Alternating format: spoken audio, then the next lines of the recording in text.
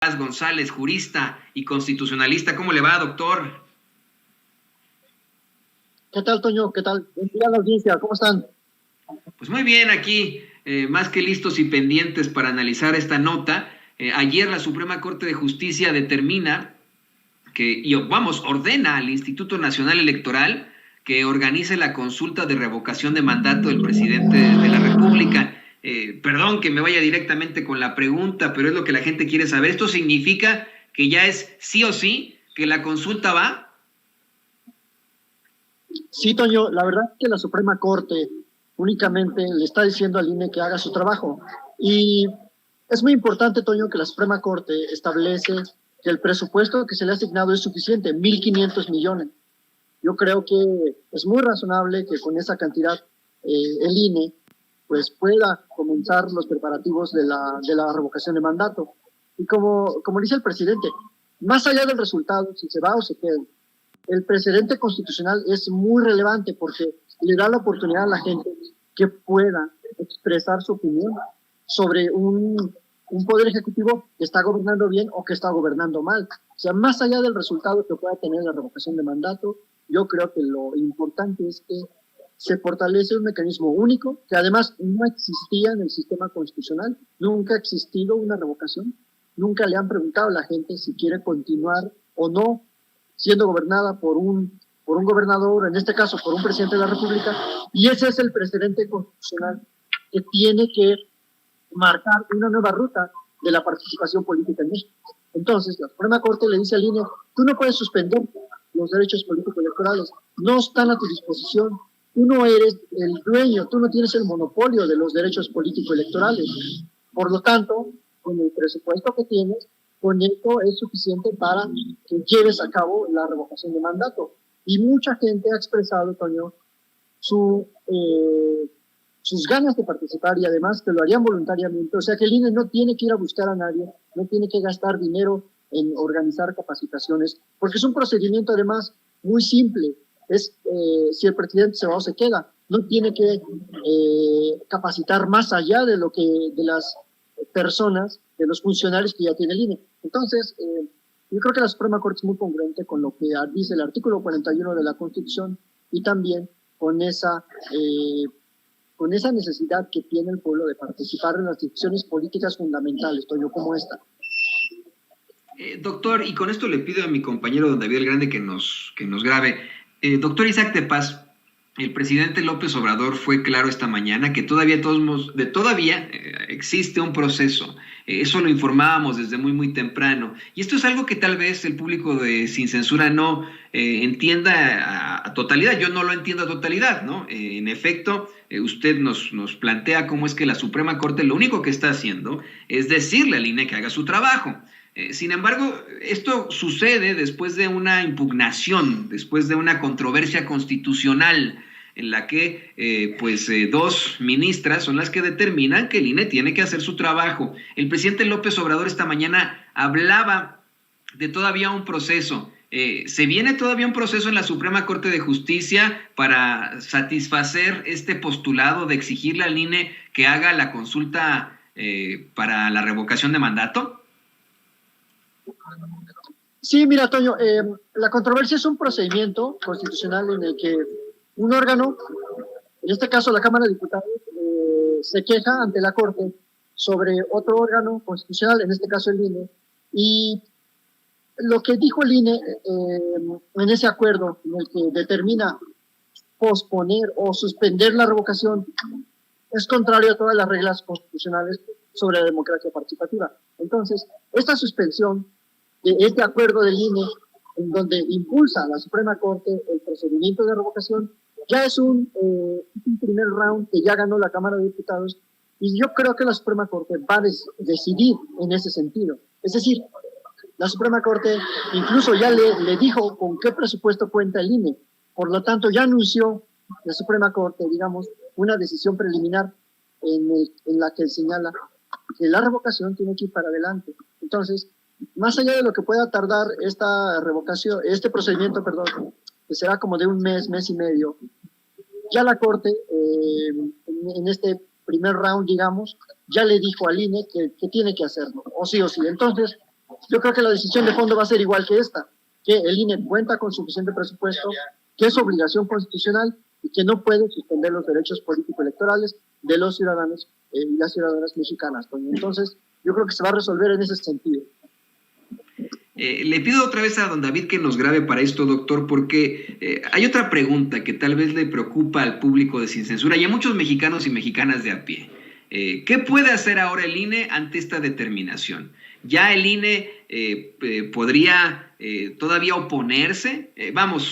Hace rato planteábamos aquí en Sin Censura que ni siquiera tuvo que pasar esto por el Tribunal Electoral del Poder Judicial de la Federación. Es el máximo tribunal de México el que determina que tienen que hacer su trabajo, que tienen que llevar a cabo esa consulta para la revocación del mandato con el dinero que se les asignó, pase lo que pase. Pero ahora, ¿qué podría hacer el INE? ¿Qué podría hacer un Lorenzo Córdoba? ¿Qué podemos esperar de Córdoba, de Murayama, ante esta determinación de la Suprema Corte? Bueno, claro, lo veremos hasta el regreso del fin de semana, porque seguramente ya se fueron de vacaciones, pero ¿qué podemos esperar de estos pillos?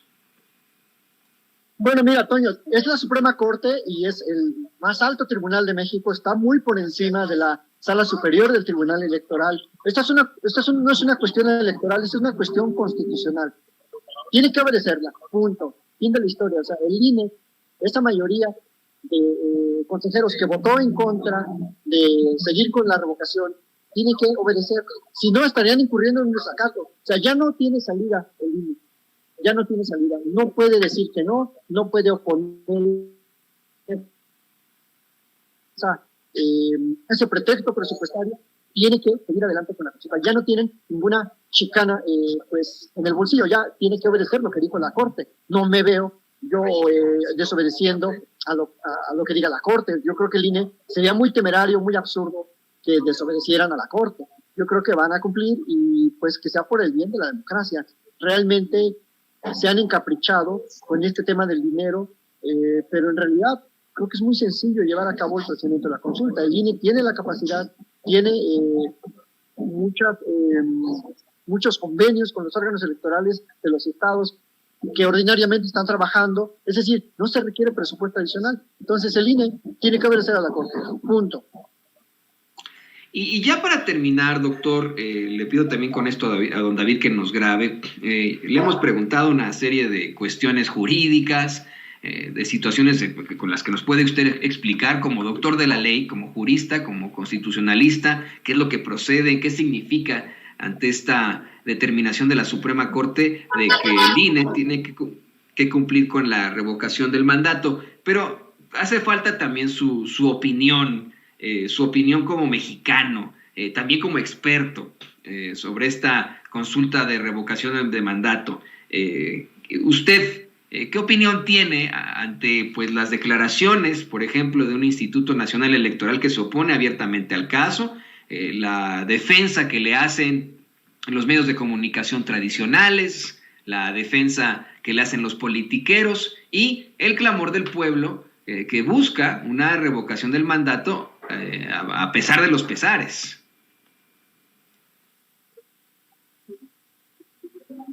Perdón, Toño, no entendí bien la pregunta.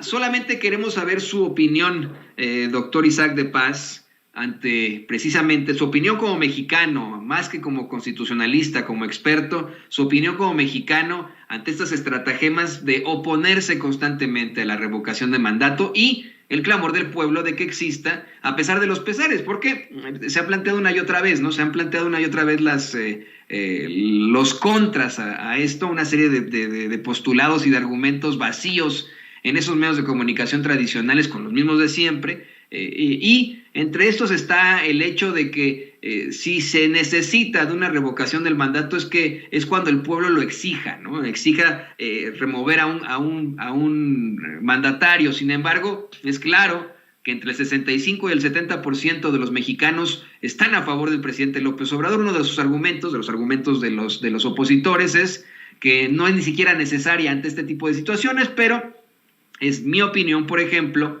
que verdaderamente es necesario que se deje un parteaguas, un precedente de este ejercicio para el futuro, como un instrumento que pueda echar a un presidente que nos falle, como lo hizo Vicente Fox, como lo hizo Felipe Calderón, como lo hizo Enrique Peña Nieto. Sí, mira, Toño, o sea, el presidente obviamente tiene la popularidad que tiene, o sea, eso es, en la revocación no lo van a revocar, es decir, la gente lo va a ratificar, pero como mexicano, como estudioso incluso del derecho, este ejercicio, este primer ejercicio es muy importante, tendría un efecto pedagógico para la historia constitucional de México, o sea, no estamos hablando nada más de un capricho, de un presidente que quiera o no que lo ratifiquen. Estamos hablando de que por primera vez la ciudadanía puede opinar sobre algo de lo que nunca ha opinado y que en caso de que esté siendo mal gobernada en la sociedad, pues tenga esa capacidad, esa oportunidad política de echar al presidente en turno.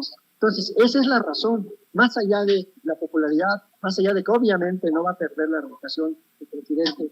La razón es una razón de fondo, una razón constitucional. Y es ahí donde tenemos que entender esta coyuntura y donde tenemos que entender que esa mayoría de consejeros del INE pues está en contra y siempre ha estado en contra. Desde hace mucho tiempo, no es solo de ahora. Entonces, el efecto que se tiene que llevar tendría una labor pedagógica.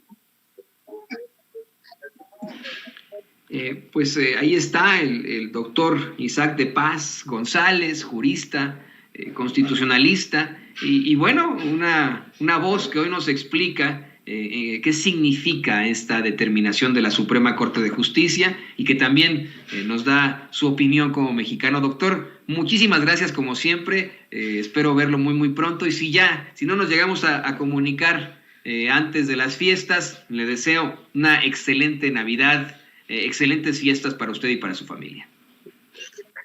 Muchas gracias, Toño, y saludos a la audiencia.